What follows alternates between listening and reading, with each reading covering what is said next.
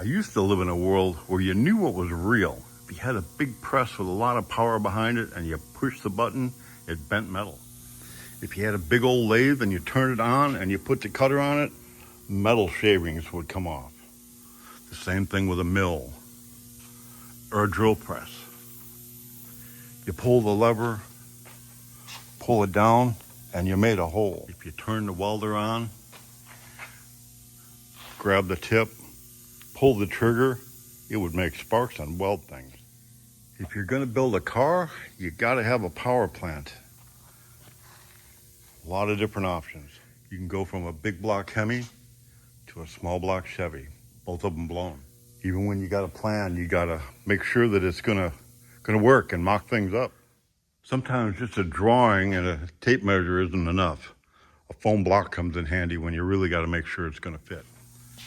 Put them in a car and it was all about power to weight ratio. But then it became, we're building dreams, making dreams become real. And what's real and what's not real is getting confusing. And now we had the metaverse and we have AI coming on. It used to be I could design a car with a pencil and paper. Then you could take an idea from your head and turn it into a painting and put it on the wall. Or a poster. And from a poster, people have seen that poster. We've sold 3 cars exactly like that just because they've seen a picture. Sometimes an idea has to go from your mind to an image that somebody can see. And then from that image to a thing that is real and you can touch it. Somebody that I know that doesn't know anything about cars and doesn't have any artistic ability, or has very little artistic ability, wanted to do something nice for me. So they created this. Looks like a painting with just prompts and the use of AI. And it probably didn't take more than a few minutes. But here's our new world. We live in a digital world. And to the point of my story, I got to meet Gary Sanchez. He lives in France. I'm an American. And he is the designer for Star Atlas. The vehicle art director is his title. Although he's worked for many AAA games, he worked for Peugeot, he worked for in the car industry. So just a couple of days ago, I met him. He lives in France, and we started talking. His English is not great, but I have zero ability to speak in French, but we communicate perfectly. He designed a Lowbie, and about a year ago, I decided I wanted to build that Lowbie. We started talking on a Discord and we had some private messages. Back in the 70s, I built this 1960 Buick, and I showed him as an inspiration for what I wanted to build in the Lowbie. He started sharing with me some original art that I had not seen before. He shared with me some pictures of cars that inspired some of his other work.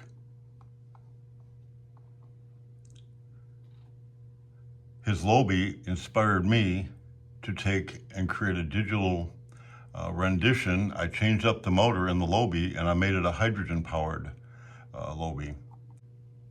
This was not his original design, but very close. I took his original design and added to it, made it into something that I want to create.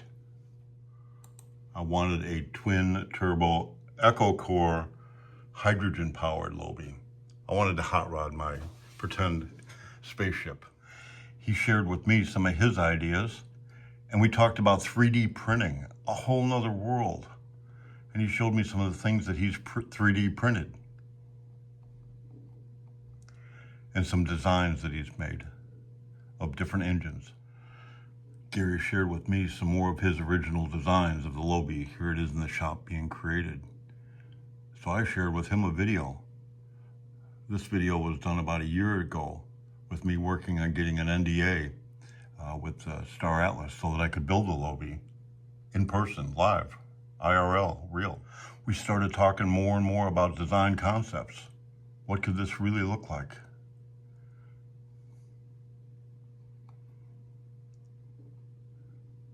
The Lowbie's already come to life, but we need to make it IRL. This is a picture I sent to him of a 1950 Chrysler Windsor Dash. This is a real dash. This is a real picture. This isn't AI generated. But then I AI generated a concept of what I would like to see the inside of the Lowbie look like with that console, or with that dash in it. Way too much bling, like I told him here. Just my first thoughts on the interior. I want your thoughts, but I think there's way too much bling there. So we started moving from there. The gauge cluster was domed, and we kind of had a joke then, to dome or not to dome. So he sent me this line drawing of what he was thinking. This reminded me of a couple actual cars. I sent him this picture of this is a real picture of a Riviera, a 1964 Riviera. Based on his drawing, this came to mind. And then I sent him this picture of a 1960 Ford Thunderbird. That steering column swings over, and it's a wraparound dash. These are two cars that I've owned in the past, and they both have incredibly unique interiors, something that you'll remember. It's like you're in a cockpit of an airplane. I'd been working separately to design a steering wheel using AI, using different models, giving prompts and telling it what I liked and what I didn't like. But I do like this steering wheel. So it's a steering wheel that I want to use.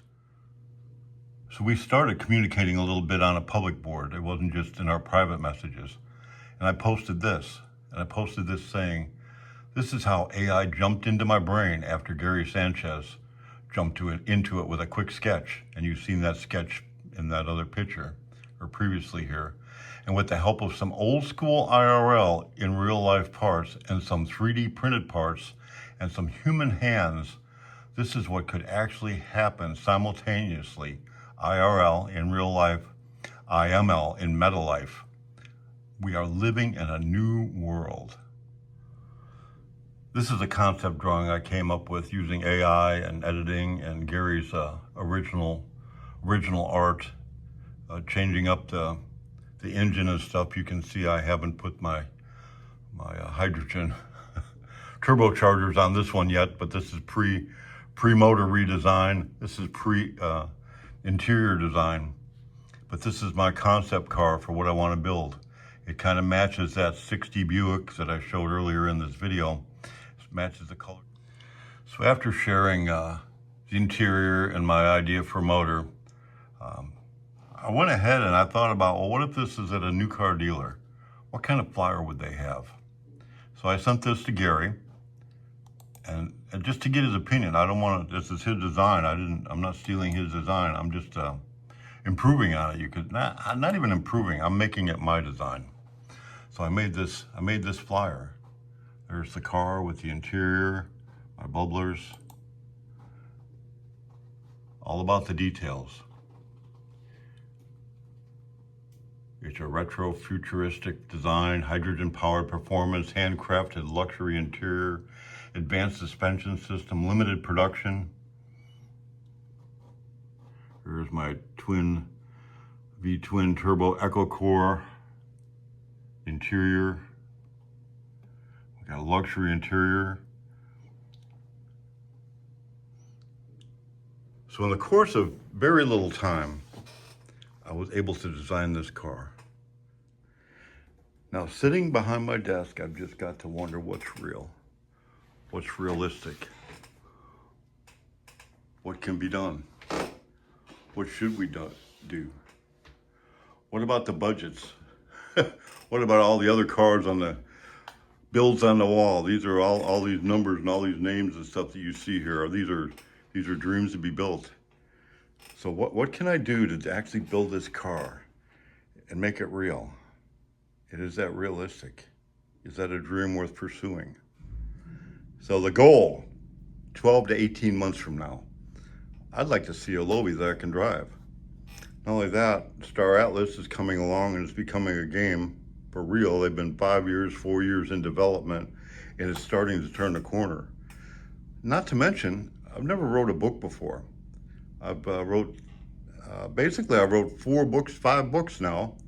I haven't published any of them yet, but coming up soon, probably in the next 60 days, this is the end of January 2026, I'll be releasing the first book. So the Lowbie is going to be referenced in them, and this is going to be interesting books because I'm blending AI and real world, and where we're at now and where we're going, and where I'm at in the middle of it. So I'm just putting this video to kind of announce coming at you. Not sure what I'm coming at you with, but coming at you with something, because life has to keep moving forward, and whatever comes in our path, it's a tool. It doesn't have to control us. We just need to be aware of our surroundings, what kind of tools it is, whether it's a giant press. I tell you what, you can smash your finger right off with it, or you can hook your sleeve in that lathe and it'll drag you right in there, and that equipment can kill you. A lot of people are afraid of AI, thinking, oh no, we're doomed. It's gonna take our jobs, it's gonna ruin the world. No, it's just another tool. So I just thought I'd do a video to introduce where I wanna go with my new vision and with my new, with the new tools we have.